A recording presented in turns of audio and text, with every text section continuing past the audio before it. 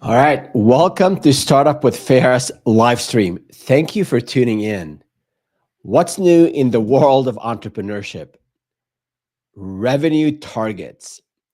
You set realistic revenue targets for the year, and now you're looking at your actuals, at your numbers, and you're off. You didn't meet your targets. It happens. Missing revenue targets does happen, but successful companies do something about it so it doesn't become the norm. And it's typically a symptom of issues across the company. Even if it's a small company, it's not just an issue for the sales team. In today's session, I'll cover 5 areas for improvement across your organization. That's looking at systems, sales, marketing, and back office to help you get back on track and meet and exceed your targets for next year. Now, before we end this live stream, I also want to cover the number one driver to meeting and exceeding your goals. So stay with us till we get to that point. And before we dive in, a couple of housekeeping items. One, whether you're watching or listening live or maybe tuning in later, I'd love to hear from you. Leave me a comment, direct message me, send us an email at startupwithferris.com. I want to hear about your wins, about your struggles, about issues you're facing. Maybe you just got laid off and you're thinking of starting a business. Maybe you started a business and you're struggling. Maybe you have an idea and you're not sure how to turn this idea, the skills that you have, into a business. Let me know. I'll be more than happy to address the issue that you're going through, or maybe just celebrate the wins that you're having with you. All right. And as a reminder, we always have these live streams every week on Wednesdays at 10 a.m. Pacific, 1 p.m. Eastern. This is where we cover a business topic on entrepreneurship, and then we answer the questions that come to us from the community. And last but not least, we do have a special promotion on our Black Belt Startup course program, the online coaching program, and we will share that with you at the end of this session. So let's jump right in. Okay, and we have some slides here, and let's make sure they are cool. So the first area is sales operations. Now, a lot of what I cover, a lot of the content we have is for early stage entrepreneurs, those who maybe have an idea and they haven't started, or those who've started and now they're maybe struggling.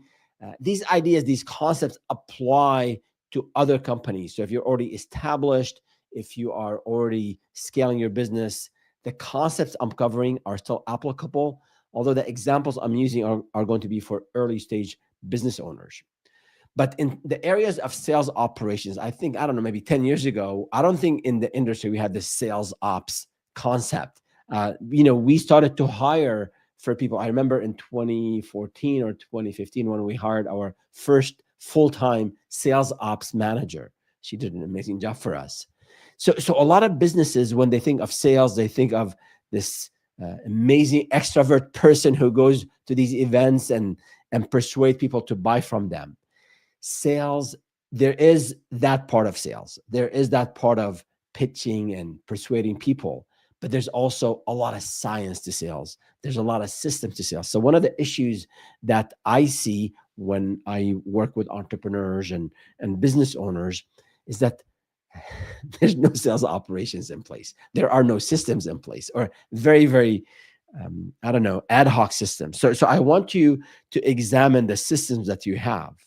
How are you How are you managing and nurturing leads? Is it all in your email inbox? Is it in maybe a Google Sheet or in a spreadsheet? Or have you invested in a CRM? So if you don't have a system in place today, that is an issue. You cannot grow, you cannot scale without systems in every area of your business. And as it relates to sales, since we're talking about revenue today, examine how you are managing and nurturing your leads. So if everything is done on post-it notes or in your inbox, that's problematic. We do have if you haven't invested in a CRM yet, or maybe you're not maybe big enough, or you don't have as many leads yet to need a CRM. CRMs are customer relationship management systems like Salesforce, Pipedrive, HubSpot, many of them out there. But if you are not there yet, you don't need to. You don't need a CRM. You don't have 100 qualified leads or so. You can use a Google Sheet, and we do have a DIY CRM that I've created for the community. We did an entire live stream on this. We will add a link to that DIY CRM sheet for you in the description after this live stream.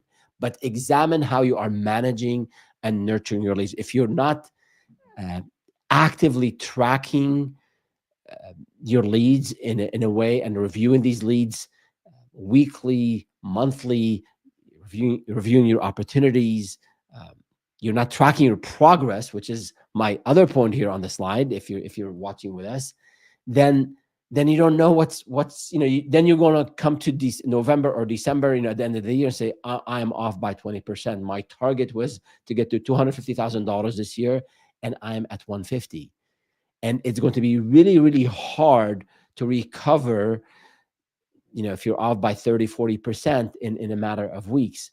But if you start assessing how you are tracking and managing leads, if you start to assess how you track progress, not just at the end of the year, not just calling your accountant, I want you to be a bit more granular and start to have what we call KPIs, key performance indicators, some very specific metrics for every aspect of your sales process.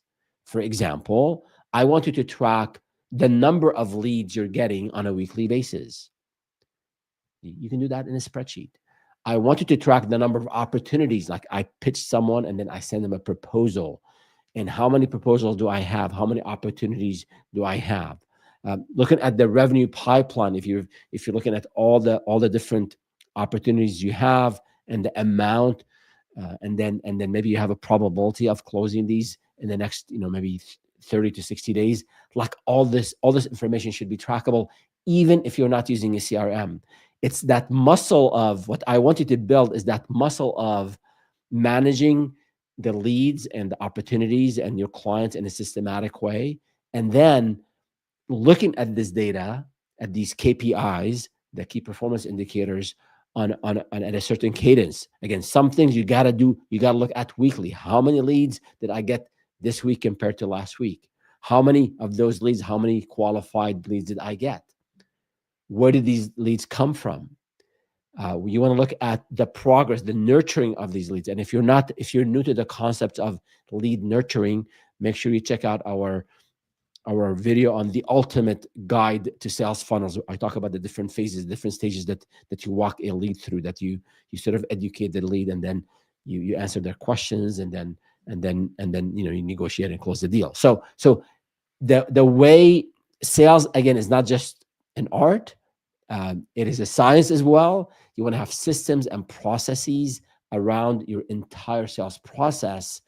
And if you're not tracking leads, managing leads, reviewing those KPIs, things will slip through the cracks, and you will not be able, you will be basically not capitalizing or not optimizing on the marketing effort that you're doing, on the networking events that you're attending, on maybe the paid ads campaign that you're running, whatever marketing efforts or money you're spending, you will not be capitalizing on this. You will not be optimizing the return on those investments. So that's number one, is sales operations, managing your leads, and then also tracking the progress.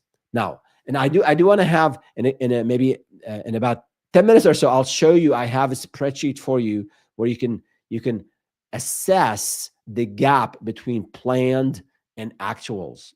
I plan to get it to 100K. I'm at 100K. What's the root cause? So I want to walk you through a spreadsheet that we have for you that you can use. Again, we'll make that available. But first, I want to make sure you have these concepts understood, and then you also are implementing those. You have a plan to implement those as you are planning for next year. So the second area is sales and marketing. So the first one was sales operations. So in terms of sales and marketing, right? And if you're a solopreneur, you're just on your own, maybe you're side hustling for now, and you want to take the leap in a few months, next year.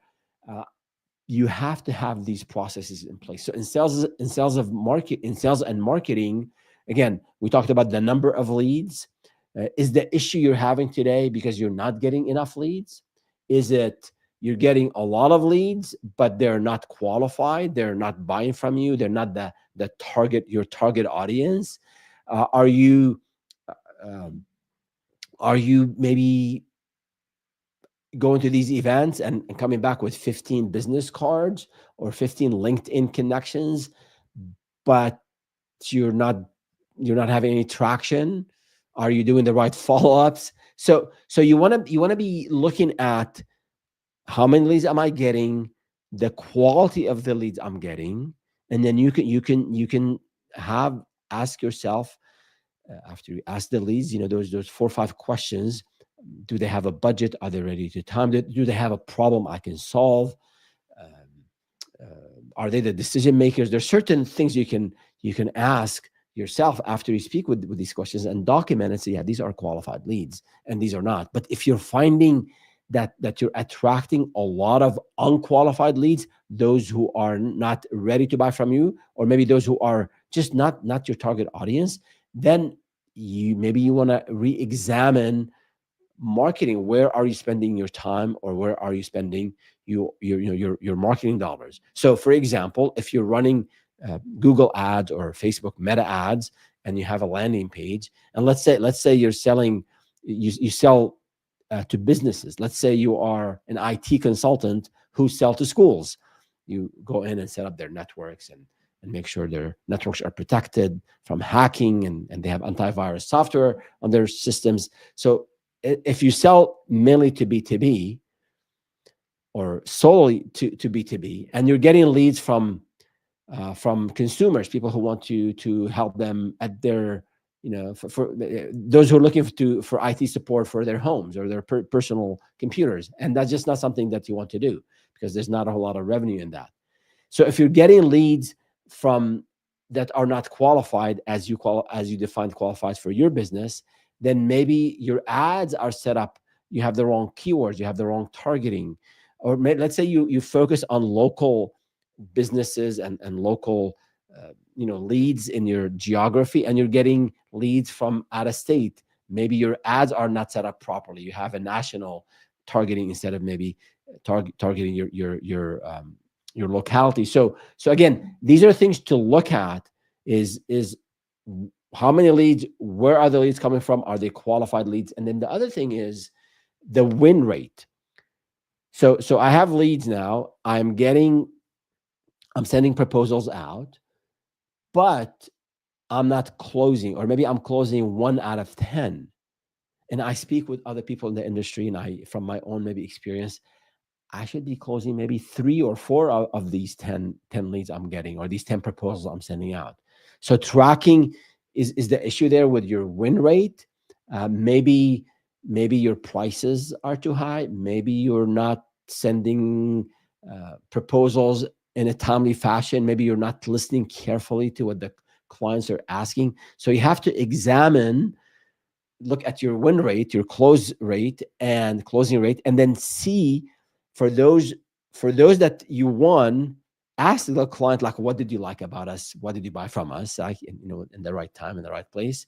And then potentially ask those that you did not, where you lost, the proposal, the pitch, see what feedback they give you. So examine your win rate. And then it could be pricing, and then maybe something you can do about it. Maybe you can offer 2 tiers or 2 different options for people. So that's one thing. The other area I want you to look at is, so we talked about sales operations, we talked about sales and marketing, and then service delivery. So if you haven't met your revenue targets for the year, a possible scenario, if not only a problem, it happens, where existing clients are leaving you, they're firing you, and hence they're not going to pay you. Maybe that they paid you 50% upfront, and they're not going to pay you the other 50%. So you're losing you're not getting closer to your target, or they're not coming back for business, especially if the service you offer lends itself to ongoing support and maintenance. And maybe you have, if you're, let's say you are a copywriter, you write content for your clients, most likely they want to have new content every other week, every other month. So they need you. Are you not getting repeatable business? Are clients not very happy? They're not leaving you testimonials. So these are the things I want you to examine in your processes. And we have a couple of things here on the slides. Is, do I have a solid onboarding process, or is it a mess?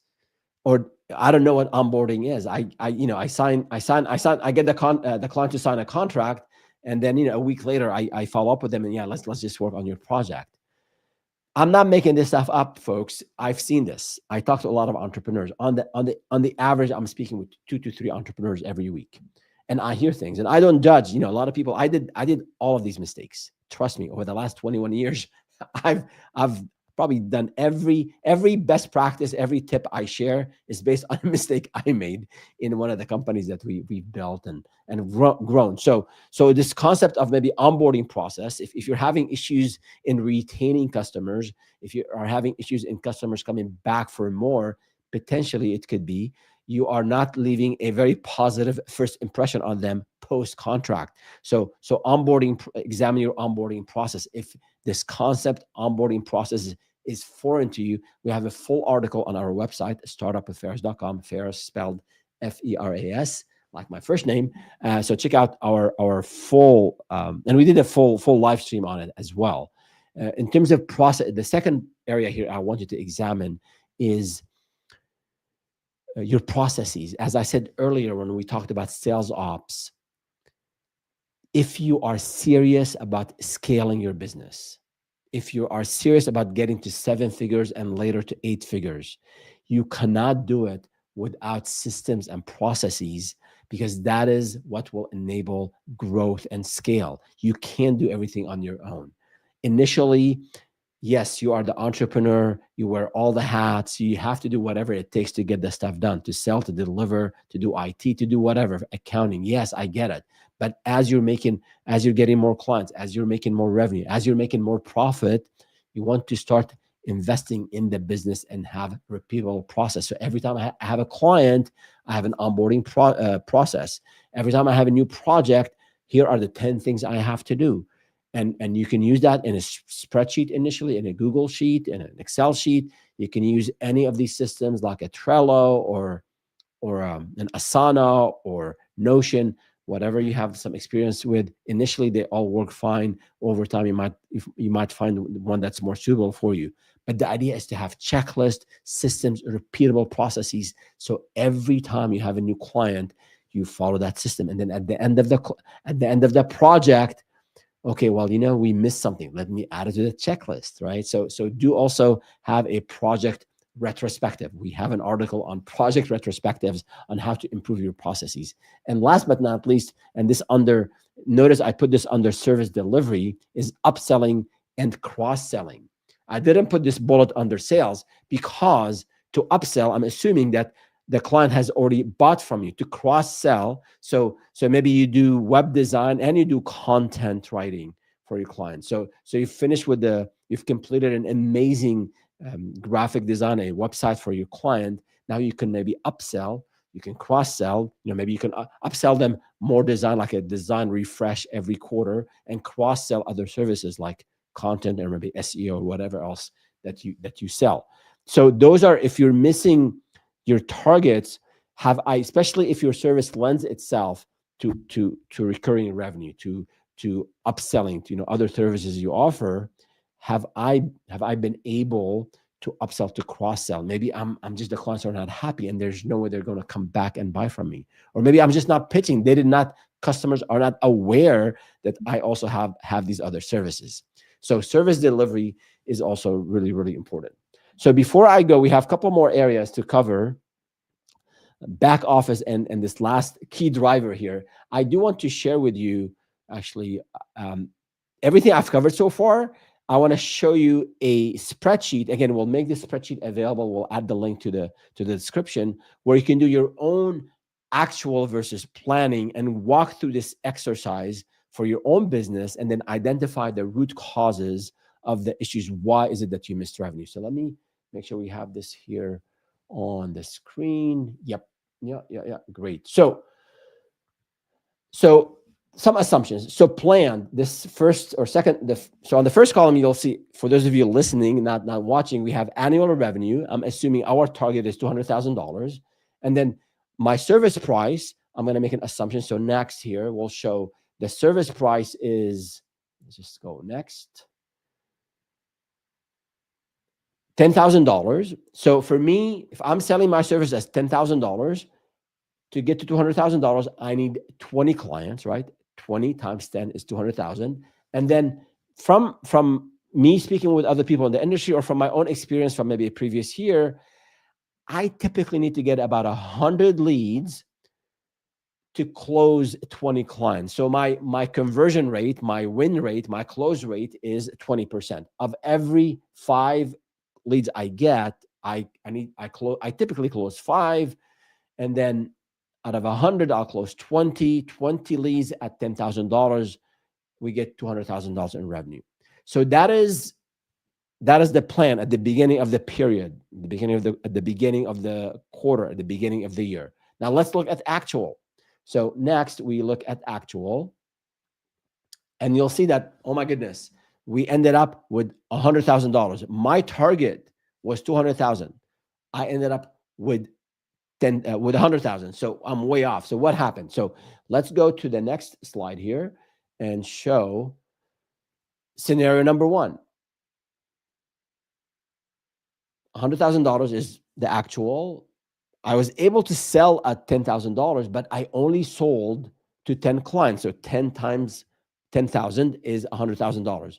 So why did I only closed 10 clients? So let's go into scenario 1A next. So you'll see in the next column, it turns out that I only got 50 leads. So my target was to get 100 leads, and then of those 100 leads, I'll close 20. But I only got, see the red, if you're watching with us here, red is bad, green is good, and red is bad. So I was only able to get 50 leads.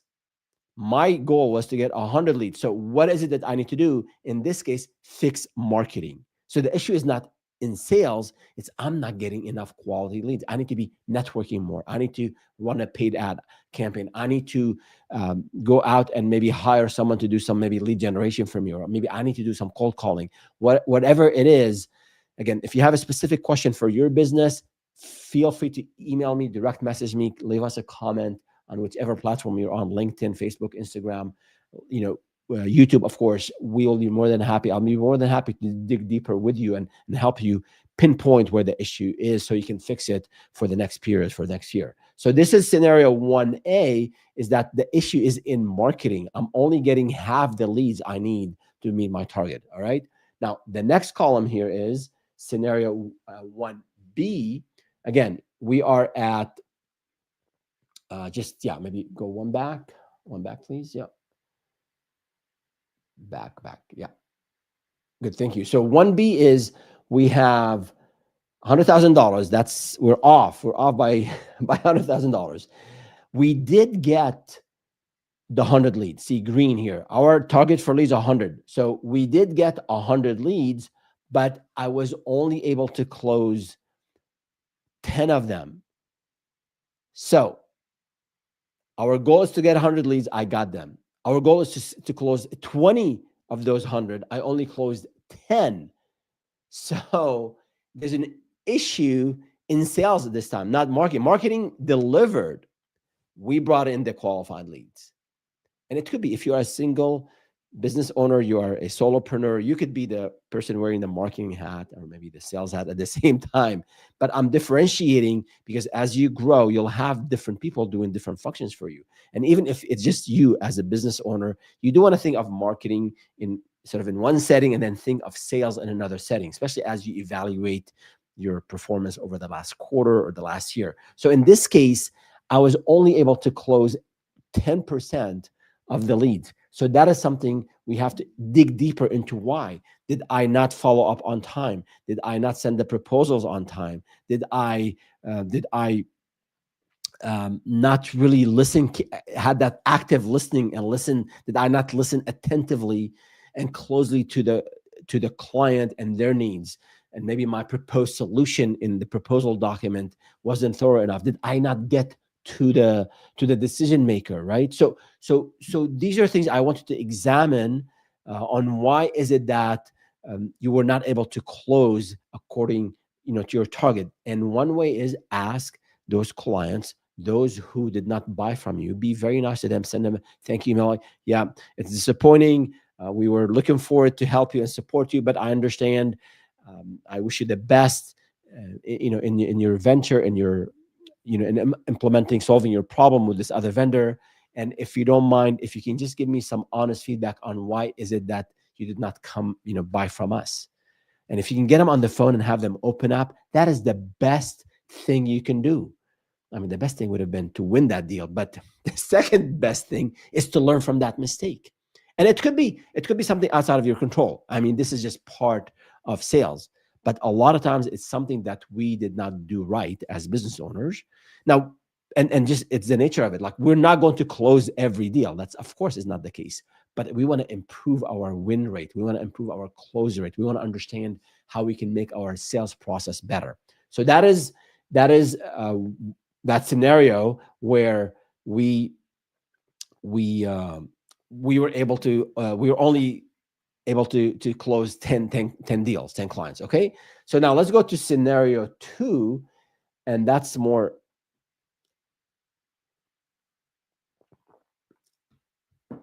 on we've got the lead. So you see here again the same assumptions. We ended up the year or the period at $100,000, way off of our target.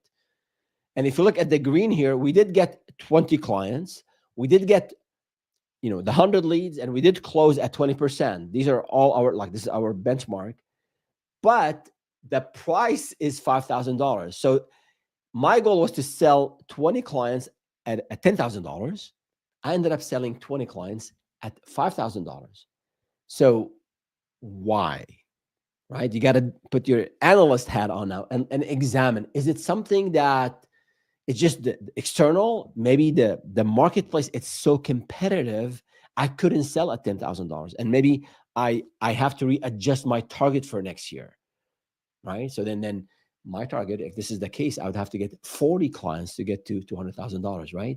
Or potentially it's the way I'm positioning myself. So maybe I'm this amazing financial advisor. I have all the certifications. I'm a certified financial planner, CFP, and I've worked with corporate, with Fortune 500 and all that great stuff. And now I have my own business, but I'm not highlighting the certifications and my experience, because I'm thinking, oh my goodness, I'm new to business. I'm this one person business. Nobody's going to buy from me.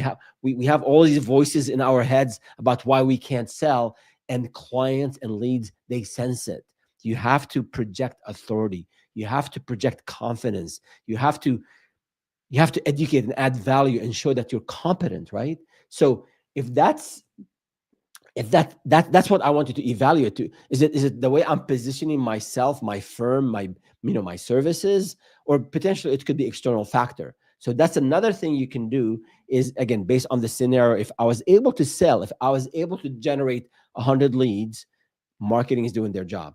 I was able to close, that's great on the sales front, but maybe I couldn't close at 500, at 5,000, again, because of these other factors. Or maybe I need to sharpen my negotiation skills. Maybe that's what the issue is. So that's something for you to think about and to prepare for the next period, or for next year. Again, if you have a specific scenario where, again, you're not sure, this is sort of inspiring some ideas in your mind about your own business, but you really need the hand to help you kind of get over this hurdle. We do have the Ask Farah sessions, no gimmicks, no sales pitches. I give 20 minutes, a few slots every week, 20 minutes, no charge. Just to help the community. I have a lot of people who help me get to where we are today and build businesses and sell businesses and get to 7 figures and 8 figures.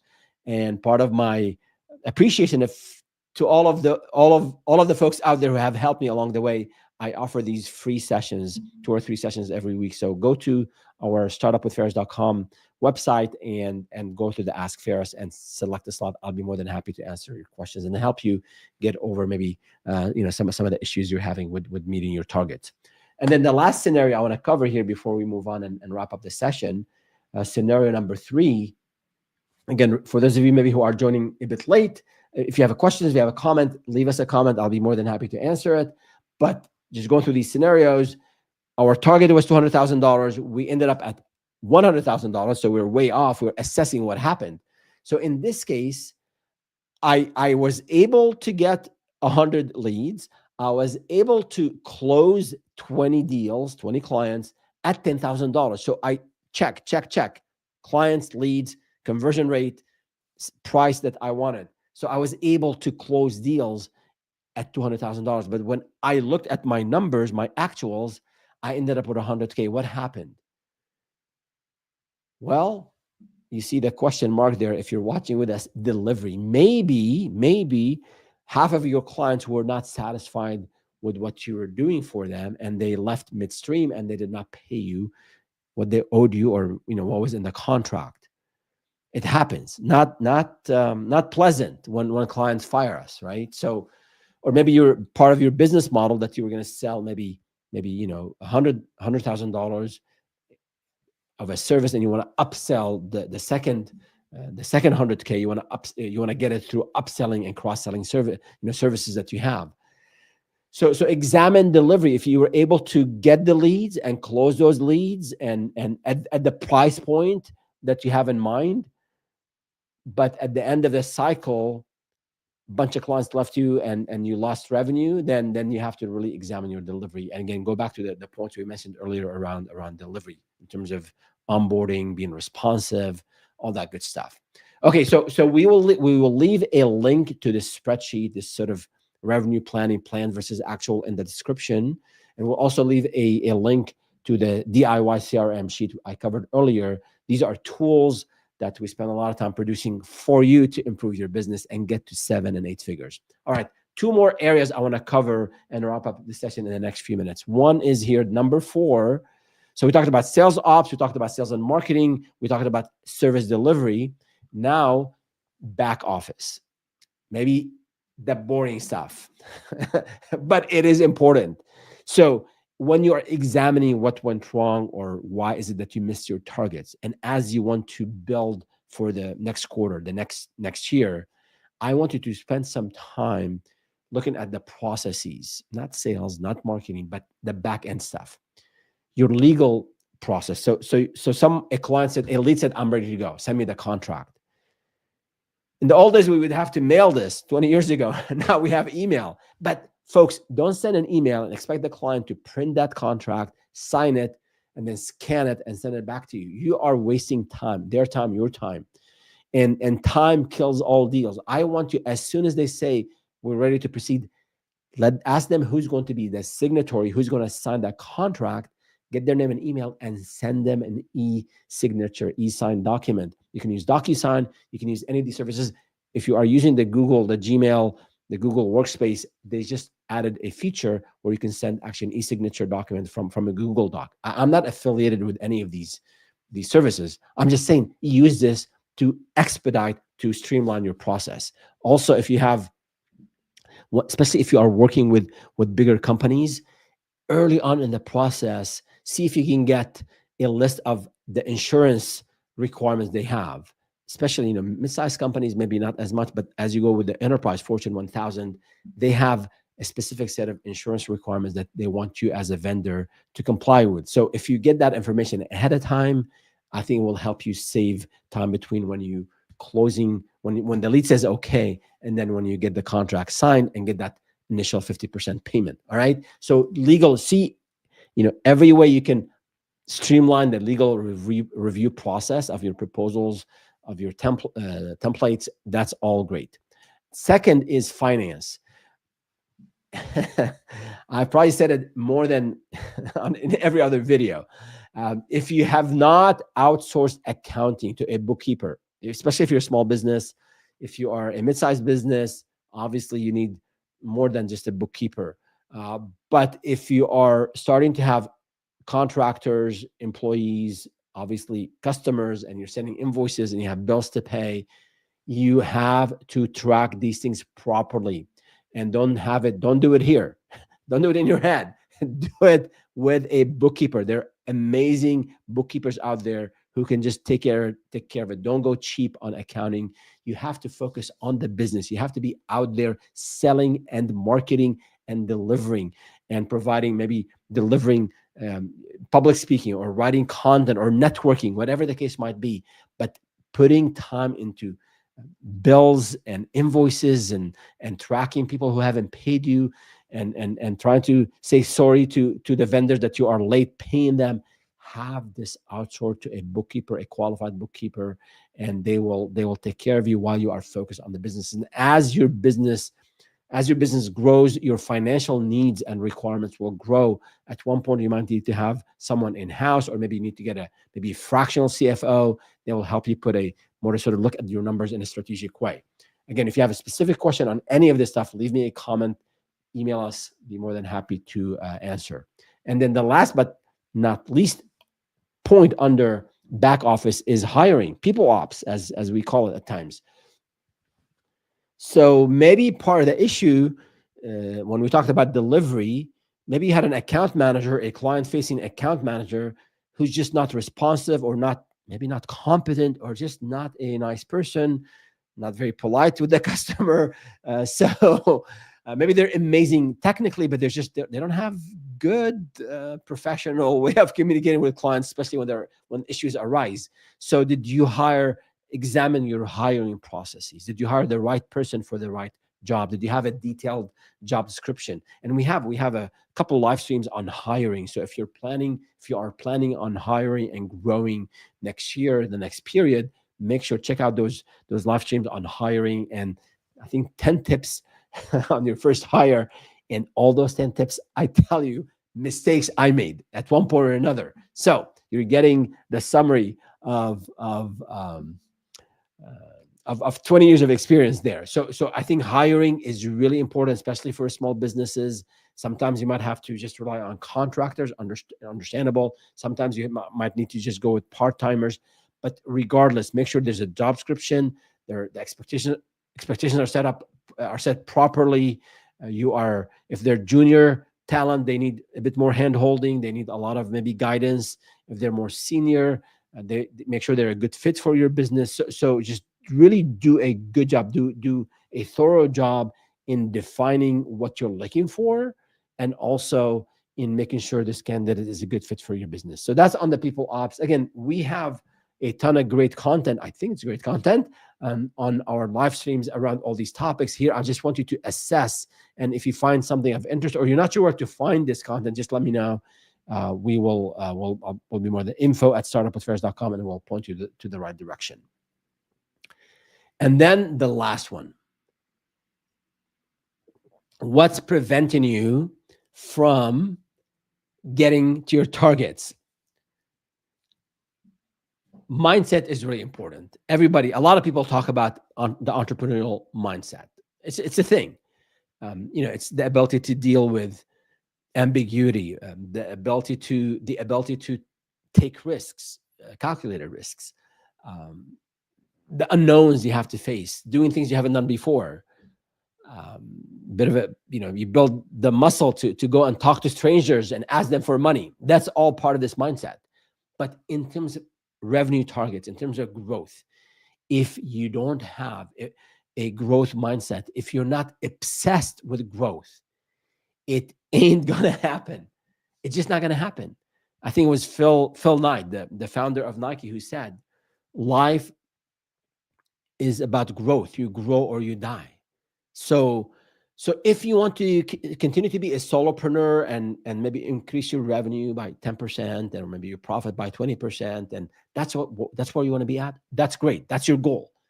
Then just maintain that. But if you want to build a company and have people and create an amazing culture, people that will talk about for the rest of their lives, and have lifetime friendships, and if you want to make a lot of money, and if you want to be able to get to 7 figures and 8 figures and have a lot of profits and donate to your favorite charitable cause organization, and you want to provide for your family and whatever your financial goals are. If you are serious about that, you have to be obsessed with growth, not at the expense of other things. You have to take care of your family. You have to take care of yourself physically, train, exercise, get into martial arts, talking about that anytime, get into archery, challenge yourself intellectually. Relationships are really important. Yes. Yeah. So maybe you have to give up on maybe Netflix or whatever is consuming, your time. But at the end of the day, for business, if we are serious about growth, it's in a mind. It's a mindset. It's hard. It's a lot of work. But to get to 7 figures, to get to 8 figures, you can't do it. Yeah, I'm fine. Yeah, we're at 100K this year. Next year, we'll maintain where we're at. I don't need to hire. I don't want to manage people. Yeah, I don't want to work with a lot of clients. I don't want to work with bigger clients. They demand too much. I mean, if you have all these reasons in your mind, all these excuses in your mind, then you're not going to be able to grow. And maybe it's fine. Maybe in this season in your life, that's fine for you. So just don't kid yourself. Don't say I want to get to 7 figures and 8 figures and not do the steps required to get there. Just say I'm happy where I'm at and I want to maintain it, and that's it. But if you are serious about growth, it starts with the mindset. You can read about it. You can start build those muscles we talked about earlier, and you will get there. Ask me any questions around growth, offline. I'll be more than happy to have a chat and learn from you as well. Those of you who have experienced growth. All right, so that's it for today. We covered the 5 areas to help you understand why is it that you missed the targets for this year, and we had those templates that you can use, and then we gave you specific recommendations for the next period, or for next year. Before we wrap up, I do want to highlight our YouTube channel. If you're liking this content, please hit the like button, subscribe to that channel, share it with your friends. We'd love to hear from you. Leave us a comment. And also our Black Belt Startup program. It's a training and coaching program. We have 80 plus modules on everything related to starting and growing a business. With that, we have a free course you can finish in 1 hour, and then we have the paid membership where you come in and then you have access to the full curriculum. We have office hours once a week with me, so I can answer your questions, help support your growth. And then actually, yeah, if we can just make sure the slides are coming up. And then we also, it's a month to month. You don't have to commit to any you don't have to have any long-term commitment. And then we do have a special running till the end of the year. I think the promo code is, we can put it on the slide here. End of year EOY 2024 for $100 off. So check it out at, excuse me, at blackbeltstartup.com. And if you have any questions about that, let me know as well. There you have it. See you next time.